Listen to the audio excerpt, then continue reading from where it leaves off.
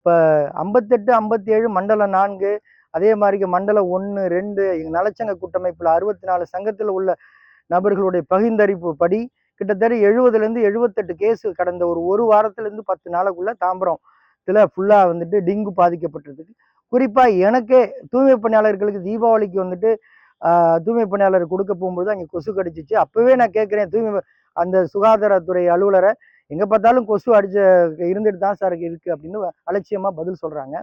அப்போ மக்கள் வரி பணத்தில் மக்களுக்காக கிட்டத்தட்ட 1800 பேர் 2000 பேர் பணி செஞ்சு அதுக்குண்டான வரி பணத்தில் அதுக்குண்டான ஐஏஎஸ் ஆஃபீஸர்ல ஐபிஎஸ் ஆஃபீஸர்லேருந்து எம்இலேருந்து ஏஇலேருந்து சுகாதார அதிகாரத்துறையிலேருந்து சுகாதாரத்துறை எல்லாருமே இருந்து அப்போ இந்த இந்த இந்த கண்டிஷன்ல தாம்பரம் மாநகராட்சியுடைய செயல்பாடுகள் இருக்கு.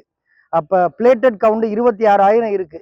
எங்களுக்கு நாங்க ஏதோ இறைவன் அருளால் ஓரளவு தொழில் பண்றோம், மேனேஜபிளா இருக்கும்பொழுது தொழிலே முடங்கி இருந்தா கூட எங்களால மேனேஜ் பண்ண முடியும்.